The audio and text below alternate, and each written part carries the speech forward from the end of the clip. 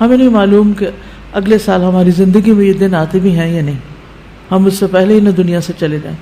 اس لیے بہت ضروری ہے کہ ان 10 دنوں کی پلاننگ کریں کہ ہم نے کیا کیا کرنا ہے. صرف وہ کام کافی نہیں جو ہم ہر روز نیکی کے کام کرتے رہتے ہیں، مثلا جو روٹین میں نوافل پڑھ رہے ہیں یا صدقہ خیرات کر رہے ہیں یا اور نہیں، مزید بھی کرنا ہے. صحابہ ان دنوں میں انتھک محنت کیا کرتے تھے. سعید بن جبیر ذو الحجہ کے 10 دن داخل ہونے کے بعد عبادت میں بہت زیادہ کوشش کرتے تھے، حتیٰ کہ وہ اتنی محنت کرتے کہ لگتا کہ وہ اس کی قدرت نہیں رکھتے، یعنی اپنے آپ کو اتنا تھکا دیتے کہ لگتا کہ بس اب اس سے زیادہ کچھ کر نہیں سکتے، آخری درجے تک. اب نیک اعمال میں سے افضل عمل جو ان دنوں کے لیے پسندیدہ ہے وہ اللہ کا ذکر ہے. نبی صلی اللہ علیہ وسلم نے فرمایا کوئی دن اللہ کے ہاں ان 10 دنوں سے زیادہ عظمت والا نہیں ہے، اور نہ ہی کسی دن کا عمل اللہ تعالیٰ کو ان 10 دنوں کے عمل سے محبوب ہے. یعنی نہ دن ان دنوں سے افضل ہے اور کوئی اور عمل اس سے افضل نہیں. بس تم ان 10 دنوں میں کثرت سے لا الہ الا اللہ، اللہ اکبر اور الحمدللہ پڑھو، یعنی تحلیل، تکبیر اور تحمید. اب اس کے لیے یہ جو کلمہ نا سبحان اللہ والحمدللہ ولا الہ الا اللہ واللہ اکبر، یہ ان تینوں کلمات کا مجموعہ ہے اور اس میں سبحان اللہ کا اضافہ بھی ہے. اسی طرح اللہ اکبر لا الہ الا اللہ واللہ اکبر وللہ الحمد. ٹھیک ہے، اس میں بھی تینوں چیزیں آ جاتی، الحمد بھی آ جاتی ہے، اللہ کی حمد بھی آ جاتی ہے، اور لا الہ الا اللہ اور اللہ اکبر بھی آ جاتا ہے. صحابہ کرام جو تھے ان میں سے ابن عمر اور ابو ہریرہ رضی اللہ عنہما ان 10 دنوں میں بازار کی طرف نکل جاتے اور دونوں تکبیرات پڑھتے، یعنی مل کے بھی پڑھتے. لوگ ان کی تکبیر سن کر تکبیر کہتے، یعنی یہ پڑھتے تو جو سنتا تو وہ بھی کہنا شروع کر دیتا. تو لوگ ان کی تکبیر سنتے کا کیا مطلب ہے کہ یہ تکبیرات اونچی آواز سے پڑھ رہے ہوتے تھے. آپ دیکھیں گھروں میں اکثر لوگ گنگناتے رہتے ہیں یا کچھ، تو گھروں میں بھی تکبیرات اونچی آواز سے پڑھیے، چلتے پھرتے اونچی آواز سے پڑھیے تاکہ دوسروں کو یاد آ جائے.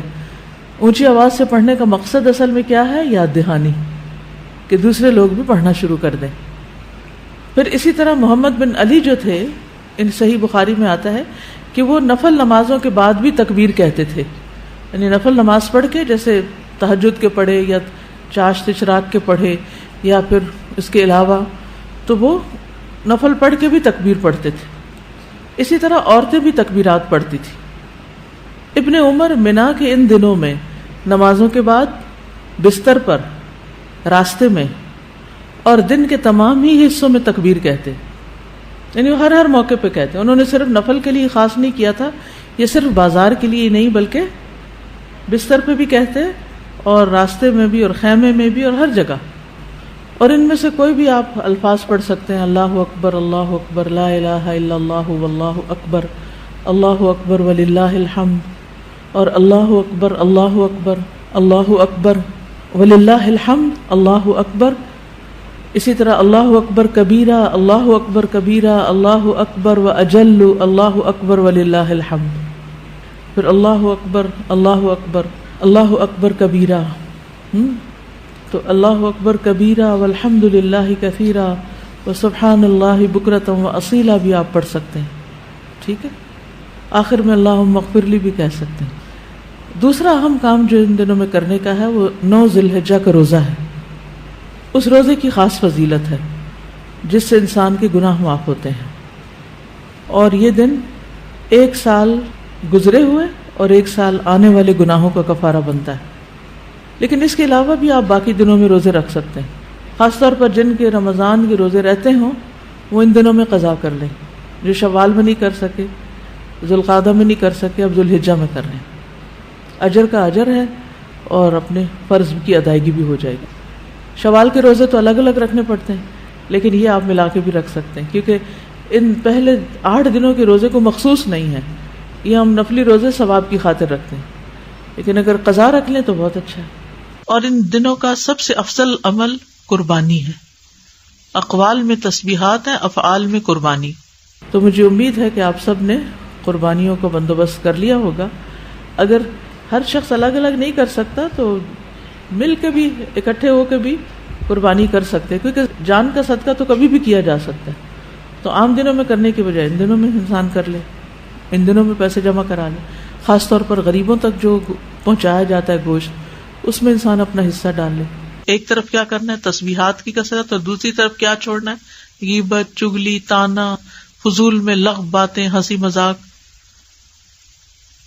اپنے شر سے دوسروں کو محفوظ رکھنا، اپنی زبان سے دوسروں کو اذیت نہیں دینا، بدگمانی، تجسس، ٹوہ نہیں لگانا، آر نہیں دلانا، نفرت و بغض نہیں کرنا، ظلم نہ کرنا ہے نہ ہونے دینا ہے، کسی کو بے عزت نہیں کرنا، آر دلانا اور تانا دینے والی عادتوں کو چھوڑنا ہے. ٹانٹنگ، وہ جو عادتیں ہوتی ہیں نا، ان کو بھی چھوڑنا ہے. غصہ نافذ کرنے کی طاقت رکھنے کے باوجود اس کو چھوڑ دینا ہے. گالی گلوچ، بد زبانی، ان چیزوں سے بھی بچنا ہے. مسلمان کو ہر طرح کی اذیت دینے سے رکنا ہے. رشتہ داروں کی قطع تعلق ہی نہیں کرنی، ان کو منانا ہے. ظالم رشتہ داروں پر بھی مہربانی کرنی ہے. اپنے شر سے پڑوسیوں کو بچانا ہے. اپنے ایمان کی تجدید کرنی ہے. صبر اور عفو درگزر کرنا ہے. اچھا اخلاق اختیار کرنا ہے. اول وقت پہ نماز پڑھنا ہے. قیام لمبا کرنا ہے.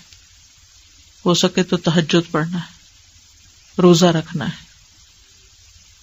حج کے لیے تو چلے گئے ہیں لوگ، ہو سکے تو حج کرنا ہے. مالی صدقات میں اپنے اہل و عیال کی ضروریات پوری کرنا. ناراض رشتہ دار کو تحفہ دینا. اپنے بہن بھائیوں کی یا اپنے دوستوں کی ضروریات پوری کرنا. پانی پلانا. ایسا صدقہ جو خود کو محتاج نہ کرے کسی کا. ناراض لوگوں کو آپس میں صلح کرانا. کسی کو خوش کرنا، کسی کی پریشانی دور کرنا. پھر اپنے نفس اور خواہش سے جہاد کرنا. لوگوں کو اپنی برائی سے محفوظ رکھنا. اور صدقے خیرات میں کھانے پینے اور دیگر چیزوں کے علاوہ اچھی کتابیں، اچھے پیمفلیٹس اور خصوصاً اس ٹاپک کی اویئرنیس لوگوں میں کریٹ کرنا ہے. قرآن کی تلاوت میں عام روٹین سے زیادہ پڑھنا، اس کو انکریز کرنا ہے. اللہ سبحانہ و تعالی ہمیں عمل کی توفیق عطا فرمائے.